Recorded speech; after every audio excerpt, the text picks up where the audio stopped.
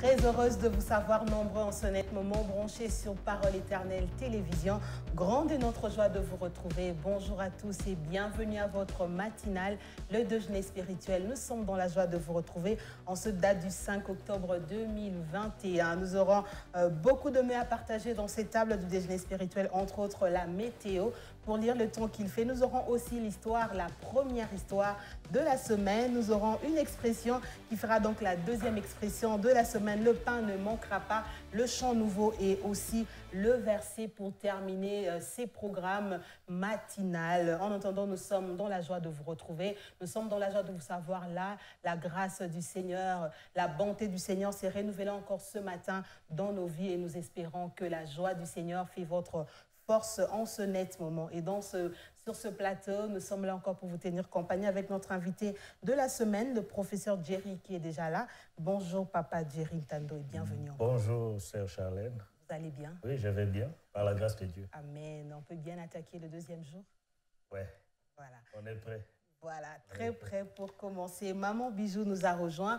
Bonjour Sœur Bijou et bienvenue. Bonjour Maman Charlène. Vous allez bien? Ça va très bien. Hier, vous nous avez manqué. On est là aujourd'hui. Et donc, elle est là. Et donc, avec cette équipe et la grande équipe technique, nous arrivons jusque chez vous pour partager 1h30 de bonheur, de joie, de bonne humeur et surtout de partage sur cette table du déjeuner spirituel. Et donc, on va commencer par les débuts. Le début, c'est la prière. Le début, c'est Dieu. Le début, c'est le créateur de toutes choses. Et donc, nous commençons avec la prière. Papa Jerry va nous aider donc à faire cette prière pour commencer. Nous bénissons le Seigneur et prions. Nous te disons merci, Père, pour cette circonstance, pour cette occasion. Merci de nous avoir réunis en ces lieux. Merci pour ce moment où nous voulons te servir à travers les ondes. Nous te disons merci pour tout ce que tu fais au milieu de nous. Ce n'est pas notre œuvre, c'est ton œuvre, Seigneur. Et si nous sommes là, c'est pour édifier ton peuple. Permets-nous de faire correctement ce travail, Seigneur. Nous dépendons de toi. Nous dépendons de ton esprit. Nous dépendons, Seigneur, de toi pour ce que nous allons communiquer à ton peuple. J'ai pris ici, Seigneur, pour mes sœurs qui vont animer l'émission. J'ai pris pour moi-même, Seigneur, laisse qu'ensemble, nous soyons animés d'un même esprit, Seigneur, pour échanger, Seigneur, ce que tu as placé en nous. Que ton nom soit loué et béni à jamais. Laisse que ce message qui a été prêché les dimanches, Seigneur, soit encore vu, revu, Seigneur, parmi ton peuple. Qu'il puisse retenir l'essentiel. Et nous prions, Seigneur, que ceux qui nous suivent puissent avoir la portion, Seigneur, que tu as réservée pour eux ce matin. Merci pour tout ce que tu fais, Seigneur. Qu'à toi seul revienne la gloire, l'honneur et les actions de grâce. Au nom de Jésus, nous avons prié. Amen. Amen. Amen. La joie du Seigneur est notre force. Et nous avons l'habitude de le dire, un chien vivant vaut mieux qu'un lion mort. Comme la Bible nous le dit, vous pouvez être fort et grand, mais dès que vous passez l'âme à gauche, c'est fini pour vous. Et donc, si vous pouvez nous regarder ce matin, si vous pouvez nous écouter, je ne sais pas, depuis votre salon, depuis votre bureau, c'est parce que vous êtes en vie comme nous. C'est le point commun entre nous en ce moment. Nous sommes tous en vie. Et donc, Dieu a renouvelé ses bontés. On va donc voir ce que prévoit le temps. Le temps ici à Lubumbashi, mais également dans quelques villes de la République. On sait déjà que nous sommes pendant, je ne sais pas, pendant la saison intermédiaire parce que la pluie essaie aussi d'entrer. De l'autre côté, il y a la chaleur, il y a la poussière. On va donc lire le temps qu'il fait et quelques conseils pour nous accompagner pendant cette journée du 5 octobre 2020. Sœur Bijou va nous aider à interpréter les temps derrière ces tableaux de météo.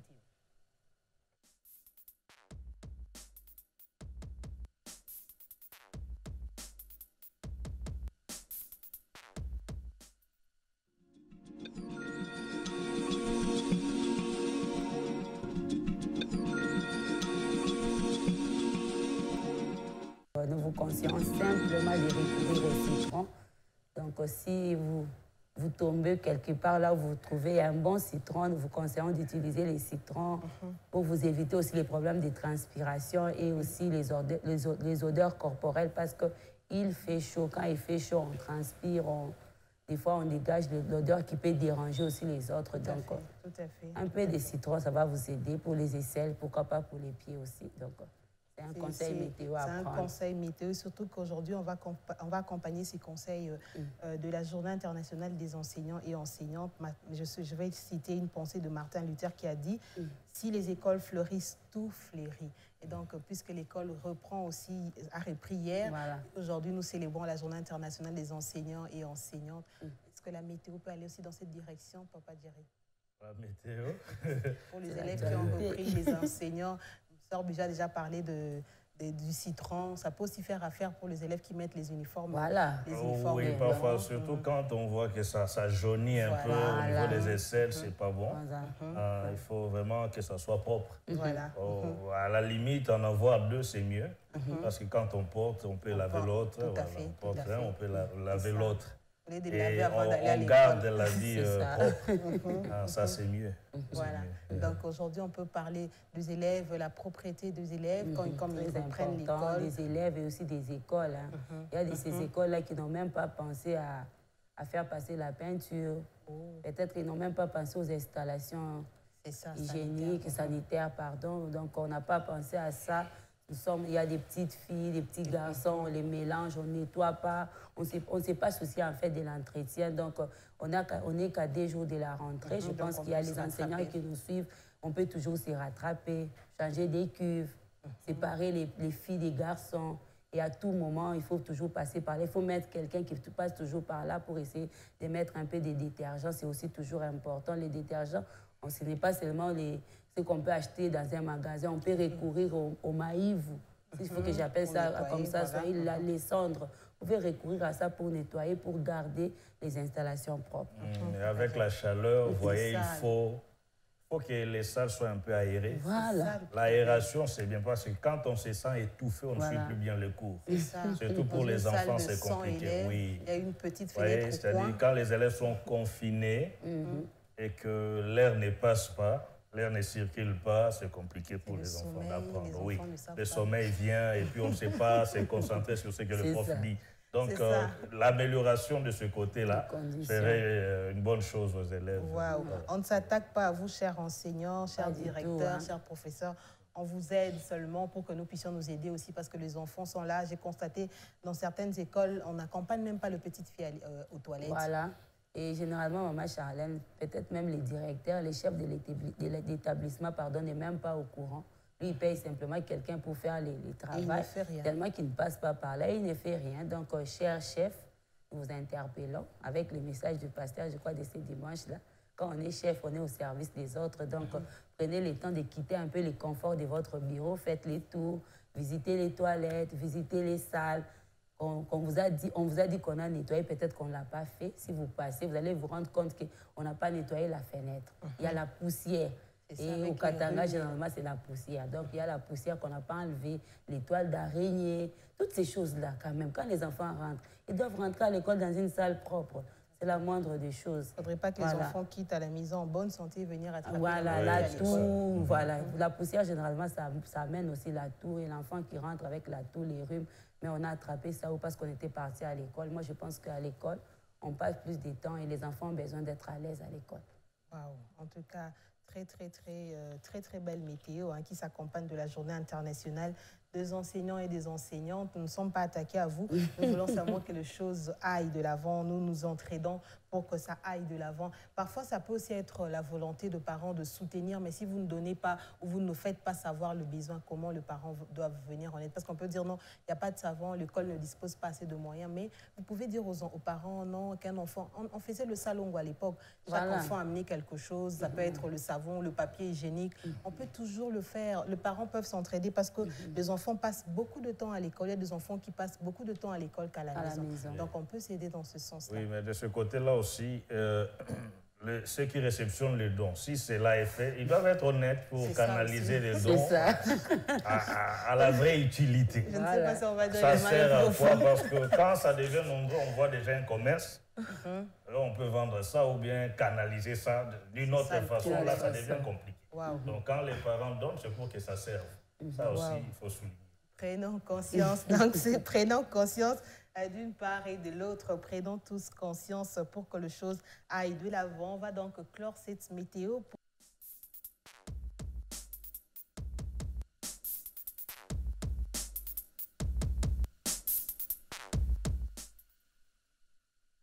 voilà, on découvre l'expression du jour ours mal léché, qui signifie personne peu sociale, individu rustre. Voilà, ours mal léché, qui signifie une personne qui est peu sociale, un individu rustre. Donc, c'est ça.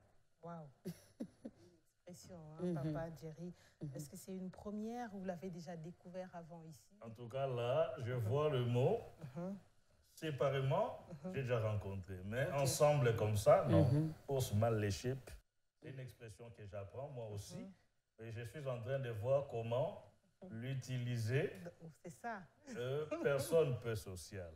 Est-ce que je peux dire ces jours-ci, j'évite les ours mal léchés? Je ne sais pas si on peut mettre ça au pluriel. Ah ben oui, j'évite les ours mal léchés. Donc, des personnes peu sociales. Je ne sais pas si je peux le dire ou si j'ai le droit de le dire. Mais si j'ai bien compris l'expression, c'est un peu ça. Voilà. C'est un peu ça. Waouh, ours mal léché. Mal léché. Est-ce que on va dire que ce n'est pas un compliment si on vous dit que vous êtes un ours mal léché? En tout cas, ce n'est pas un compliment, surtout en tant qu'enfant de Dieu.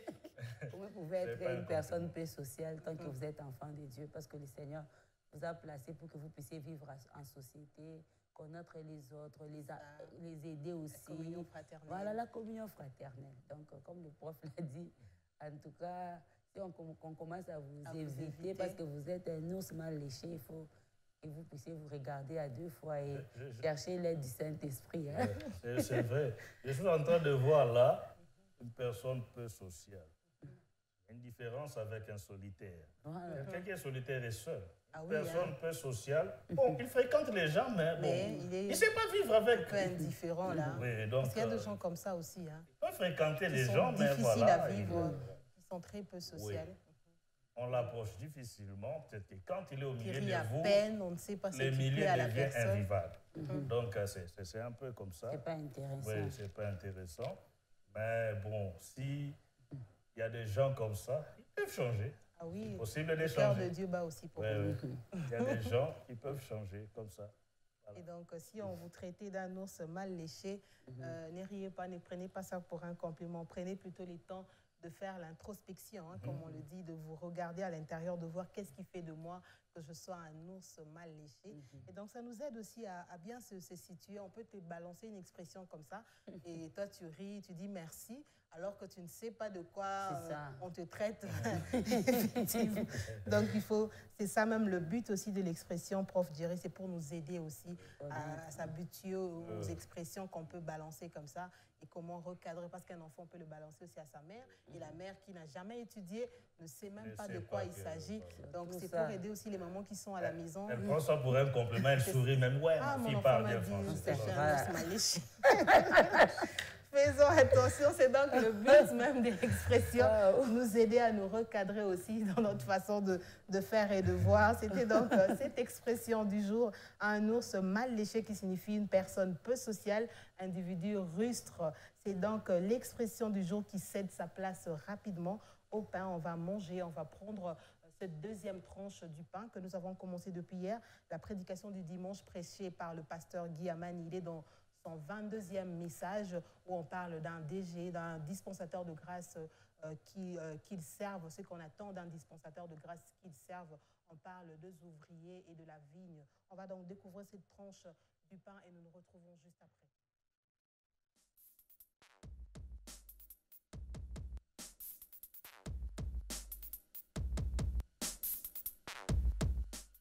Regardez dans cette parabole, toute la journée, dès le matin jusqu'à ce que le soleil commence à se coucher, le Seigneur ne cesse de sortir. Il est sorti dès le matin, puis à la 3e heure, la 6e heure, la 9e heure et la 11e heure. Ces heures sont le matin là, dès le matin, c'est la première heure, 6 heures du matin, 9 heures du matin, 12 heures, 15 heures et 17 heures. Pas de repos pour Jésus. Il ne cesse de sortir. Il sort à la recherche des ouvriers. Il a le cœur. Il cherche des hommes avec lesquels travailler. Il a le cœur. Le travail de la vigne du maître exige plus d'ouvriers que nous ne le pensons. Il est question, bien-aimé, de l'œuvre de Dieu. Il est question du royaume de Dieu. C'est la plus grande des entreprises. La plus grande de toutes les entreprises, je dirais même. Celle qui engage depuis le début des temps. La moisson du Seigneur a toujours eu besoin d'ouvriers. Et le Seigneur n'a jamais cessé les recrutements. Il ne cesse de recruter. Il ne cesse d'appeler. Il ne cesse de sortir. Si le récit s'étale sur une journée, frères et sœurs, l'œuvre de Dieu, elle, s'étale sur des siècles. Elle conduit jusqu'à l'éternité. Et nous pouvons comprendre comment à travers les siècles, le Seigneur a eu à susciter des serviteurs qui se sont occupés de sa moisson. Il n'a jamais arrêté. Et il continue à le faire jusqu'à ce jour. Pas de repos pour Jésus. Il n'a jamais arrêté. Il cherche toujours des serviteurs. Toujours. Toujours. Matthieu chapitre 9, verset 36 à 38. Voyant la foule, il fut ému de compassion pour elle, parce qu'elle était languissante et abattue, comme des brebis qui n'ont point de berger. Alors il dit à ses disciples, la moisson est grande, mais il y a peu d'ouvriers. Priez donc le maître de la moisson d'envoyer des ouvriers dans sa moisson. Amen. C'est Jésus qui parle. Le cœur de Jésus a besoin d'ouvriers. Il regarde la foule. Il est là présent lui-même. Il peut dire, je suis là. Non, il y a un berger. Le berger est là. Non, non. Il regarde la foule alors que lui, le berger est là. Il dit, il y a peu d'ouvriers. Jésus n'a jamais voulu travailler seul. Jésus veut t'associer à son travail. Il veut t'associer à son œuvre. Parce que son cœur bat pour la mission. Le cœur de Dieu bat pour la mission dans la moisson. Il veut des hommes et des femmes qui vont l'épauler. Il a compassion de la foule. Frères et sœurs, il y a toujours quelque chose à faire. Il veut des bras, il veut des pieds, il veut des bouches, il veut des hommes disponibles. Son cœur a besoin d'ouvriers. Regardez, c'est lui qui constate que la foule est là languissante. Il est là pour servir la foule. Mais il dit, priez le maître de la moisson d'envoyer des ouvriers dans sa moisson. Le maître de la moisson d'envoyer des ouvriers dans sa moisson. C'est le maître de la moisson qui envoie les ouvriers. C'est le maître de la moisson qui ressent ses besoins. C'est le maître de la moisson qui recrute les ouvriers. Voilà pourquoi c'est le maître de la maison. Dans notre parabole, on parle du maître de la maison. Le propriétaire de la vigne, c'est le maître de la moisson. Maître de la maison, maître de la moisson. Amen. C'est lui. Il sort, il revient. Non, non, il voit l'ampleur du travail. Il sort encore, il revient. Regardez son cœur. Son cœur bat pour la mission dans sa moisson. Priez donc le maître de la moisson d'envoyer des ouvriers dans sa moisson. C'est sa moisson. Mais priez. Dites-lui, maître, sors. Est-ce que quelqu'un est avec moi? Est-ce que toi tu comprends ce que moi je comprends? Et le cœur que le Seigneur a pour sa moisson.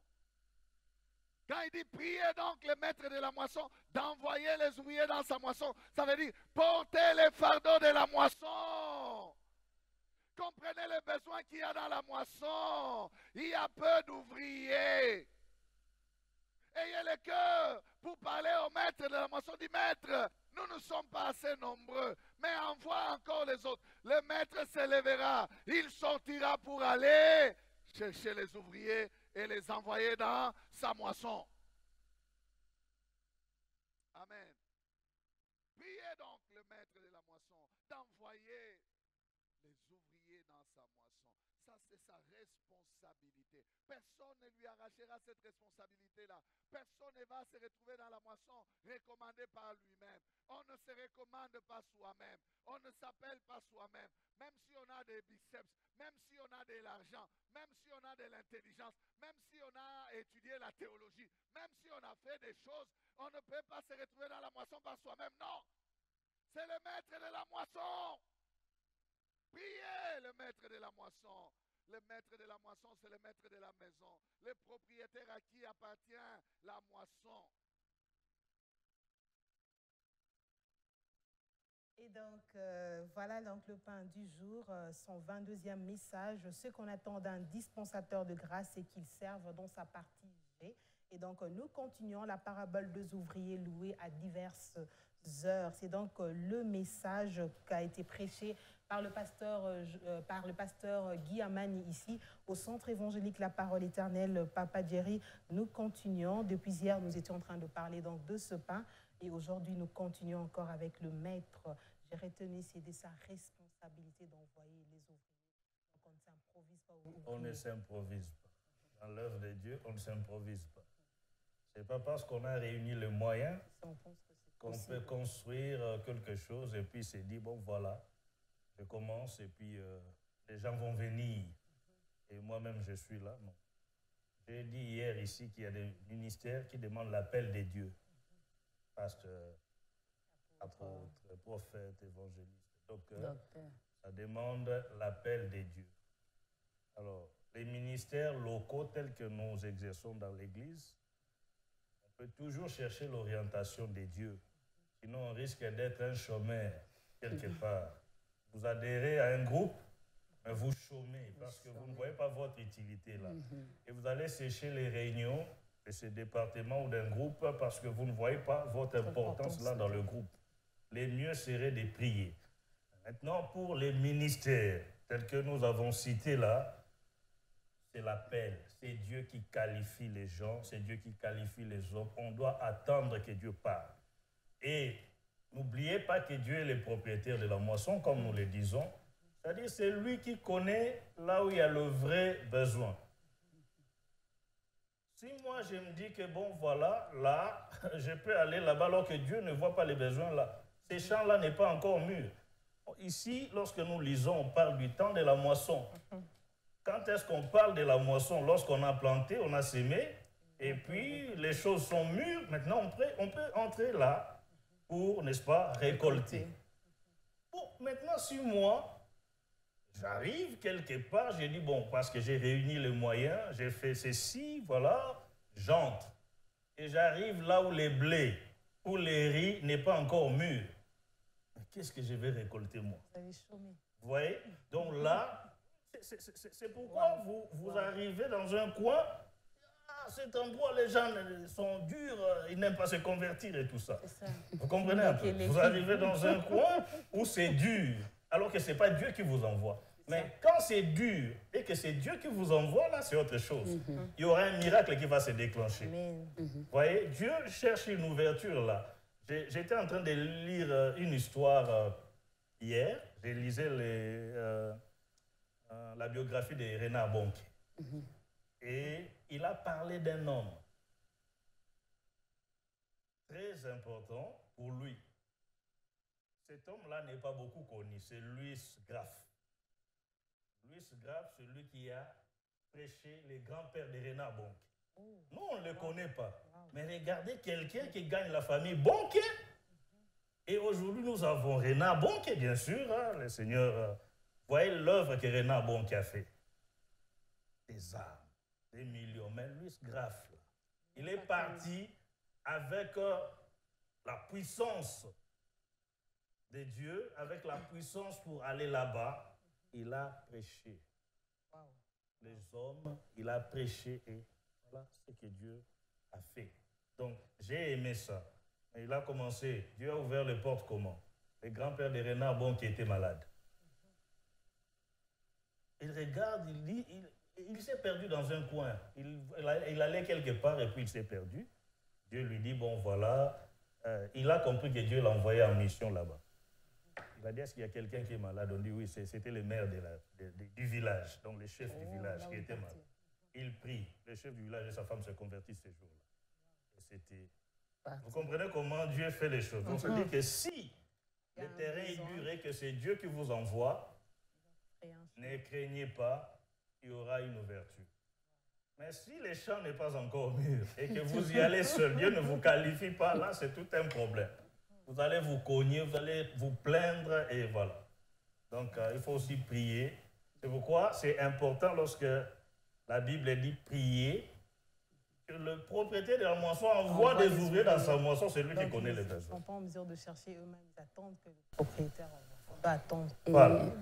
Et si on sent qu'on a un ministère, comme on l'a dit, hein, on le voit aujourd'hui avec les jeunes, on sent qu'on a un ministère. Et on se dit, mais à l'église, ici, j'essaie d'exercer mon ministère, on m'étouffe, on me coince, et que je sorte. Bon, ça, c'est une situation fréquente dans des églises. Mais la meilleure des choses, c'est toujours de parler avec le Père. Donc, il y a un pasteur, un Père que Dieu a placé dans chaque église. C'est avec lui qu'il faut discuter. Vous sentez que quelque chose brûle, allez discuter avec lui. Peut-être qu'il a des orientations. Peut-être que vous allez vous rendre compte qu'on ne vous étouffe pas. Seulement, oui, c'était une question de temps. Les ponts pour arriver. Vous comprenez? Donc, Dieu parfois teste aussi notre patience. Donc, il n'y a pas à se plaindre. Il n'y a pas à se plaindre. Les gens peuvent toujours servir Dieu. Il y a pas... Donc, des cas comme ça, discuter avec Dieu, mais que ça se fasse dans l'ordre. Discuter avec le Père. Donc, comme notre Père est là, tout ça, vous allez vous discuter avec lui. Et voilà. Parce qu'il y a des jeunes qui se disent, en tout cas, j'ai parlé, mais je me suis rendu compte que le pasteur aussi est un homme. Là, on revient encore à cette histoire, il ne me comprend pas. Ok, voilà. ça va. Maintenant, il faut qu'on fasse la part des choses. Comme on ne me comprend pas, il faut que je quitte. Hein, non, maintenant, il faut qu'on fasse la part des choses. Ce n'est pas les pasteurs qui appellent au ministère. Voilà, c'est ce que j'ai dit au début. On a senti qu'on a quelque chose. C'est Dieu qui qualifie. Voilà. Et les pasteurs collaborent avec Dieu. Les pères collaborent avec Dieu pour reconnaître que tel... ce n'est pas le pasteur qui appelle, le père qui appelle au ministère. Mais le père peut voir que tel a tel ministère que Dieu lui a déjà donné. Voilà. Il peut l'associer, il prie. S'il faut l'envoyer, on va l'envoyer, pas de problème. Mais que l'on ne dise pas que, voilà, je veux faire ceci, et puis bon, on n'étouffe pas. On n'étouffe pas. Seulement, on doit reconnaître d'abord quelque chose en vous avant de vous envoyer. Ça, c'est très important. Wow, donc, on s'évite d'être rebelle. Non, non, en tout cas, on ne fait pas comme Paco. On attend les temps de Dieu. Donc, c'est Dieu qui qualifie. Voilà. Il dit encore, il regarde la foule, il dit que il ne veut pas travailler seul. Est-ce qu'on va dire qu'il arrive aussi à Dieu de voir qu'il a besoin de gens qui peuvent faire le travail à sa place alors qu'il en a la capacité de le faire seul? Parce que tout au long du message, le pasteur est en train de dire qu'il a regardé la foule, il a vu qu'il ne veut pas travailler seul. C'est pourquoi il va encore chercher. Est-ce qu'il y a des choses que Dieu ne peut pas faire seul? Il aura toujours besoin de gens qui les font. C'est un mystère, ma soeur. Là, le Dieu Tout-Puissant cherche des hommes. Parce qu'il a créé tout. Hein. Oui, il a tout créé. Il peut faire, le pasteur l'a dit, il a prêché, il a dit, ben, il en a le moyen. Il en a la capacité, il peut faire des choses, et puis, mais on ne comprendrait pas bien cette chose-là. Moi, je pense que Dieu veut nous impliquer dans la moisson pour qu'on comprenne l'importance d'une âme. C'est toujours un mystère. Même quand je parle, je dis pourquoi il doit chercher des hommes limités qui n'ont peut-être pas de transport pour se déplacer du point A vers le point M où il le veut, où il veut le voir travailler. Pas de transport. C'est cet homme-là que Dieu appelle. Il y en a qui ont fait les pieds, il y en a qui ont marché, je ne sais pas moi comment. Il y en a qui ont rencontré des problèmes. Ils ont fait naufrage, ils ont fait beaucoup de choses juste pour aller chercher des âmes. Il y en a qui ont marché à pied. J'ai suivi l'histoire d'un homme qui a marché des milliers de kilomètres pour aller trouver une Bible quelque part où il lisait. Il n'avait pas de Bible. Parce qu'il devait prêcher, tout ça. Donc vous comprenez que Dieu nous utilise. Mais ce n'est pas que Dieu n'a pas la puissance. Il a cette puissance-là, mais il veut nous associer. Nous sommes ouvriers avec Dieu. 1 Corinthiens 3, 9, que Dieu nous aide. Nous sommes ouvriers avec Dieu, maman Bijou. Alors qu'on parle encore de la moisson et des ouvriers, est-ce que vous pensez que quelqu'un qui nous regarde ce matin trouvera sa place alors qu'on parle de la moisson, alors que les dons sont étouffés à l'église? Quelqu'un qui nous regarde ce matin pourra dire, est-ce que si je venais dans leur église, j'aurais aussi ma place? Parce qu'apparemment, toutes les places sont occupées. Quelqu'un peut se le dire parce qu'on va dans des églises où tu pars, tu n'es même pas accueilli. Donc c'est comme si on n'a pas besoin de toi. Est-ce qu'on peut s'adresser à ce genre de personnes? En tout cas, moi, je pense que dans l'église, d'abord, il y a la place pour tout le monde. Il faut qu'on revienne au message qu'on a suivi l'autre dimanche. Le pasteur a parlé. Tu es venu chercher la parole, tu es venu chercher la prière, tu l'as trouvée. Donc, il y a ta place. Concernant les départements et les ministères, je me rappelle d'un frère aussi, avec qui on est venu de Calémie. Quand on est venu ici à la borne, il se disait, mais ici, la borne est tellement grande. Comment je vais faire d'abord? Parce qu'il était interprète de l'autre côté. Il s'est dit, mais je fais comment? Est-ce qu'ici, on va même sentir que je suis là? J'ai trouvé beaucoup de gens. Est-ce qu'on va même remarquer ma présence? Qu'est-ce que je peux bien faire? Bon, il se disait, on a quitté. Ça, c'est l'église de Calémie est petite. On est venu ici. Ce qui est important, c'est qu'on soit à l'église et qu'on serve, qu'on accède à un département. Aujourd'hui, où je vous parle, puisque comme les profs a dit, ici, c'est le Seigneur qui t'a appelé. Il va même faire assez que les pasteurs te connaissent, parce que le pasteur verra ce que le Seigneur a mis en toi. Aujourd'hui, les frères et sœurs, j'étais même content de les voir.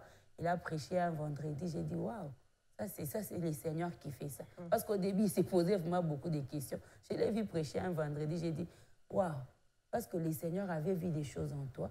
Lui-même, il a su toucher le cœur du pasteur pour que tu y arrives là. Ce n'est pas à toi de forcer et de te battre. On a dit, le pasteur a dit, c'est le Seigneur qui choisit, qui appelle lui-même les ouvriers. Quand il voit qu'il y a besoin, il appelle lui-même. Donc, toi, commence d'abord par entrer à l'église, parce que je sais comment j'ai dit. Tu fais partie d'abord de la maison de Dieu. Quand les besoins se présenteront, le Seigneur, s'il sait que c'est toi qui vas répondre à ses besoins, il va te localiser. Donc, la multitude, 5 000 personnes, 10 000 personnes, ne représentent rien. Oui, donc, vous voyez qu'il y a la motivation dans les services. Qu'est-ce qui nous motive? D'abord sur le banc des touches. Qu'est-ce qui nous motive? C'est normal que dans une église organisée, qu'on observe d'abord quelqu'un, qu'on ne mette pas directement. Voilà. Et quand vous êtes dans votre temps d'observation, ne dites pas qu'on vous étouffe. C'est ça. Ou bien quand non, vous je ne connais pas une entreprise où vous arrivez comme ça et puis, vous voyez, bon, je sais pas ailleurs, ça peut se faire, mais là où les gens sont organisés, il y a toujours ces temps-là où on observe. Voilà. Ça ne doit pas être trop long ni trop court parce qu'on ne veut pas que les gens s'impatientent. Mais seulement la motivation, c'est laquelle? Quand nous servons, c'est pour être vu. C'est ça. Quelqu'un qui a la motivation d'être vu n'ira peut-être faire le travail que je vois les mamans faire aux toilettes là-bas. Parce que lui, son travail, c'est d'être vu. Et pourtant, caché, hein. Par exemple, ici, je vois une maman vers les toilettes là, qui fait ce travail-là correctement. Nous, on le voit, même Dieu le voit. Dieu la voit. Mais pourquoi voulons-nous servir? Est-ce pour être vu ou bien servir vraiment pour faire participer, contribuer à ce que la moisson aille de l'avant? C'est ça la motivation. N'oublions pas, j'ai retenu une phrase que le pasteur a dite. Il a dit ceci, que le royaume de Dieu, c'est la plus grande entreprise. Ça veut dire quoi?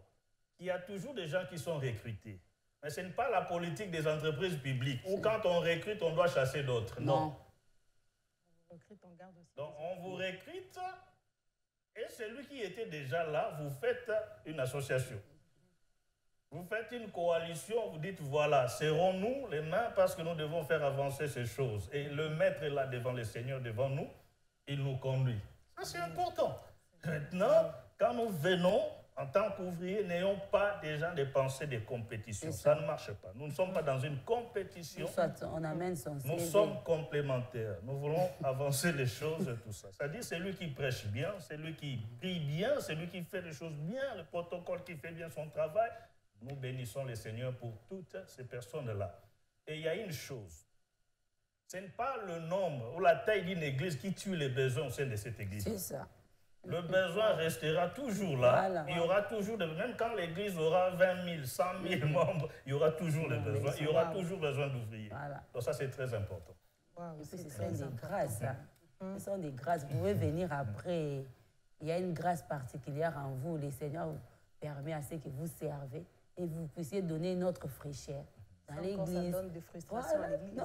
Les gens diront, il vient à peine d'arriver. Nous étions là il y a 20 ans, il y a 10 ans. Le problème, c'est que ceux qui étaient là il y a 10 ans, 20 ans, doivent supporter. Voilà. Apprendre aussi les talents des autres. C'est le choix du maître. C'est très important. À la première. Très important. Bon, voilà. C'est le Seigneur qui choisit. Voilà. Peut-être qu'il oriente les chefs de département, il oriente les gens différemment. Un frère qui sert, on voit qu'il sert bien. Mais bénissez le Seigneur. Amen. Même s'il vient d'arriver, bénissez le Seigneur. Ne soyez pas jaloux. C'est ça. C'est très important. Waouh, les ouvriers choisis à des diverses heures. Je crois que, Prof Jerry, pour le pain, on va s'arrêter aujourd'hui pour continuer demain, où on doit tout finir. C'est nécessairement la deuxième tranche du pain. Okay, on va donc clôturer avec ces pains. On va plutôt retenir quelque chose du pain de ce jour. Est-ce qu'on peut retenir une tranche pour cette journée, pour ceux qui nous regarderont peut-être même en rediffusion? Qu'est-ce qu'on peut retenir de cette deuxième tranche? Ce que nous devons retenir, c'est que Dieu cherche des hommes et des femmes avec qui travailler. Et nous devons retenir que Dieu, c'est un bosseur. Imaginez qu'un seul instant, Dieu se repose comme nous. Dit, bon, moi, la mission. Parce que nous disons la mission, ce n'est pas notre affaire. Imaginez que Dieu dise aussi la même chose. Mais il y a encore des milliards de gens qui ne seront pas sauvés. Donc, Dieu cherche des hommes et des femmes. Et nous devons nous laisser trouver. C'est ça la pensée. Voilà. Il cherche des hommes et des femmes pour sa moisson. Et nous devons nous laisser trouver. C'est ça la pensée. On va donc retenir cette pensée. Dieu cherche des hommes et nous devons nous laisser trouver. Parce qu'il ne veut pas travailler seul, il veut nous faire participer.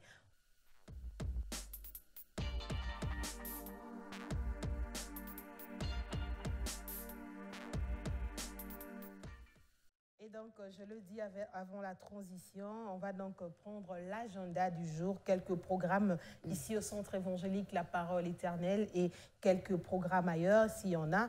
Mais on va recevoir notre deuxième invité du jour qui nous parlera de l'événement, un événement en cours, un événement en vue ici au Centre évangélique Parole Éternelle. Bonjour, frère Henri-Michel Kamandai. Bonjour. Vous allez bien? Dieu nous fait grâce, nous allons très bien. Bienvenue au déjeuner spirituel encore. Et on peut découvrir avec Maman Bijou. Qu'est-ce que vous nous apportez aujourd'hui, Maman Bijou? On peut découvrir avec vous. Je crois qu'on parle de la SEMCOM. Et les frères Henri-Michel, il était là hier, donc je vais les présenter. Voilà. Je vais les présenter. Il s'appelle les frères Henri-Michel. Il est responsable du DCC et aujourd'hui, il vient nous parler de la SEMCOM. Tout est en abrégé. J'ai entendu DCC, j'ai entendu SEMCOM. Est-ce que vous pensez que ceux qui nous regardent ce matin comprennent aussi le terme aussi facilement que nous? Voilà. Bon, pour ceux qui sont d'accoutumés, mais je pense que comme nous sommes au Centre évangélique La Parole Éternelle, peut-être ceux de l'Église savent, mais pour ceux qui ne savent pas, le DCC, c'est le département de la communication chrétienne. Et la SEMCOM, c'est cet événement plutôt qui sera organisé au sein de l'Église au cours de la semaine prochaine. SEMCOM, qui signifie? Semaine de la communication.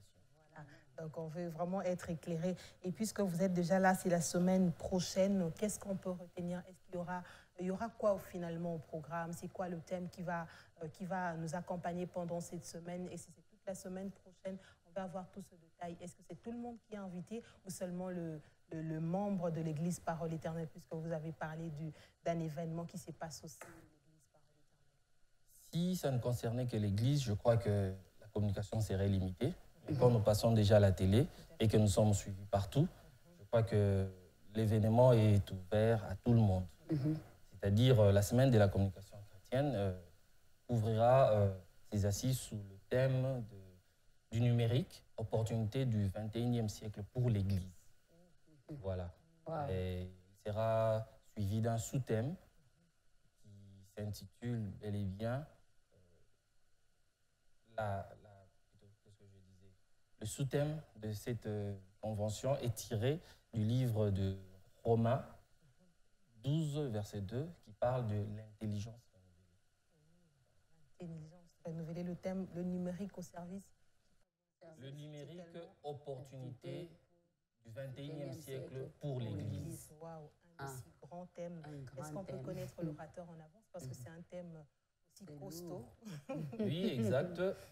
Vous avez raison de poser la question là-dessus. Nous ne voulons pas nous éterniser à un système monotonique, si je dois dire ainsi. Nous avions eu à faire appel à un expert de la communication, une personne qui est chevronnée, qui est aussi un bien-aimé dans la foi.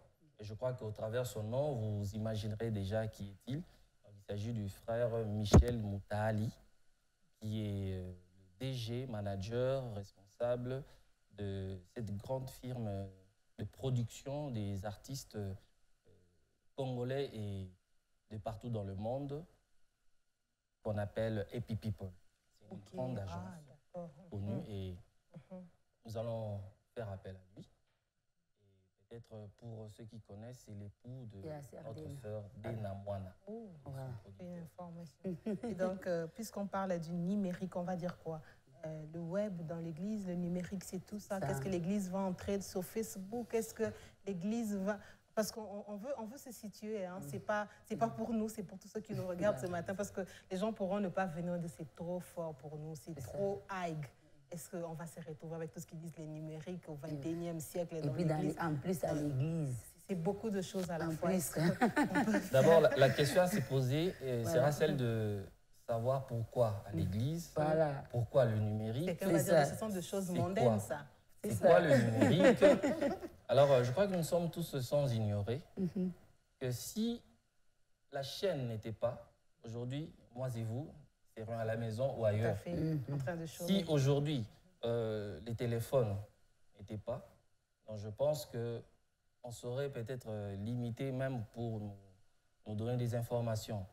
La preuve, hier, pas plus loin qu'hier, il y a eu 7 heures de coupure de Facebook, WhatsApp, Instagram. Je l'ai remarqué. Alors imaginez, c'était quoi?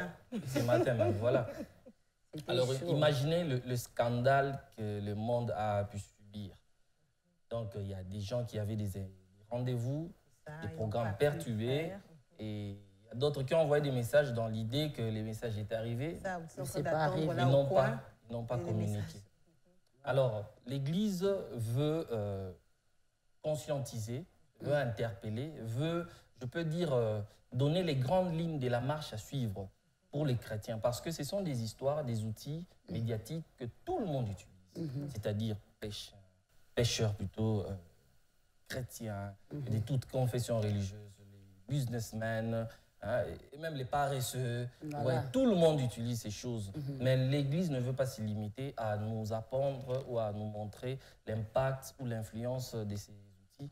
Mais l'Église veut nous donner un temps, une marche à suivre dans l'utilisation de ces objets.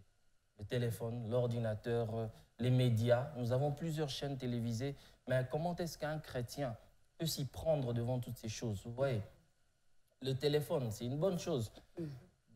Plutôt, il n'y a pas longtemps que les examens d'État ont eu à relever les résultats. Et imaginez, il y a des parents qui ont offert des ordinateurs, des téléphones, mais l'Église veut nous dire, donner c'est bien, faire un cadeau c'est bien, mais apprendre à utiliser ces cadeaux. Là, c'est intéressant. C'est très important. Alors, je ne voulais pas peut-être entrer en profondeur sans pour autant inviter, en tout cas tout le monde. Il ne s'agit pas seulement des bien-aimés de l'Église, il ne s'agit pas seulement de ceux qui nous fréquentent, pas seulement du DCC, mais de toutes les confessions. Tout le monde venez apprendre, il y aura vraiment de la matière abondante. Voilà, moi je peux revenir, Papa, pour vous poser cette question. Peut-être qu'il y a quelqu'un qui nous suit qui se dit, mais toute une semaine pour la communication. D'abord la communication, les DCC, ça. Ça sert à quoi à l'église, la communication? Pourquoi on peut prendre toute une semaine pour la communication à l'église? Est-ce que sans ces départements-là, l'église ne peut pas fonctionner? Voilà. Merci, ça c'est vraiment une question très pertinente. D'abord, j'aimerais rappeler ceci. Nous devons savoir que le monde évolue. Vous imaginez si l'histoire nous apprend qu'en certaines circonstances, il y a eu des événements qui ont eu à manquer leur raison d'être simplement à cause de la communication qui a fait défaut. Nous étions dans les tam-tams, les phonies. Voilà. Les phonies, on devait vous donner une invitation pour venir répondre. Même après 4 jours. Et quelqu'un pourrait mourir. Il fallait qu'on vous trouve d'abord. C'est ça. On vous appelle aujourd'hui, maman est malade, envoyez de l'argent. Alors la personne doit faire une semaine. Or, dans 3 jours, maman est partie. Mais imaginez aujourd'hui, le numérique, avec l'avancée de la technologie, nous met un peu à l'aise dans la communication, dans ce que j'appelle habituellement le proactif. Donc, on peut faire des choses en avance avec précision. Alors, les gens vont se poser la question, pourquoi une semaine? C'est pas seulement une semaine. Nous voulons interpeller les gens. Avant d'abord de répondre là, je veux vous rappeler la situation qu'a connue le monde avec la COVID. Il y a eu fermeture des églises, il y a eu chômage, il y a eu des gens qui ont été remerciés. Oui, pas de leur faute, mais à cause de la pandémie. Il y a des gens qui viennent à l'église, qui aiment la parole de Dieu, qui aiment servir. Mais ils étaient bloqués, mais ils avaient besoin du message. Il y a des gens qui sont loin, dans des endroits reculés, qui, grâce aux médias actuels que nous avons, la télé, la chaîne, l'Internet, qui bénéficient ne fût-ce que de cette communion fraternelle à distance. Mais ça a été coupé. Alors imaginez l'impact maintenant. Or, Dieu nous a bénis. C'est pourquoi je dis que ce n'est pas mal. Les gens peuvent penser que ces histoires ont été inventées d'une manière diabolique ou quoi, comme on a l'habitude de l'entendre. Mais nous avons trouvé la quintessence de cette importance sur le plan pratique. Nous étions à la maison, on pouvait suivre la prédication. Il y a des gens qui ont même évangélisé. Imaginez sur WhatsApp, sur Facebook. Il y a des gens qui ont eu à accepter Jésus-Christ par un message du net. Et lorsqu'on a ouvert l'église, nous avons vu des églises affluées. C'est ça l'importance. Alors, vous allez poser la question, pourquoi une semaine? En fait, en ce qui concerne ces assises, elles commencent le lundi, du lundi au samedi. Le lundi, nous commençons dans nos cellules, nos cellules respectives. Et je crois qu'il y a l'église, la parole éternelle, à Lubumbashi a aujourd'hui à son effectif 21 cellules. Et les bien-aimés de la communication chrétienne, ils seront pour continuer la sensibilisation.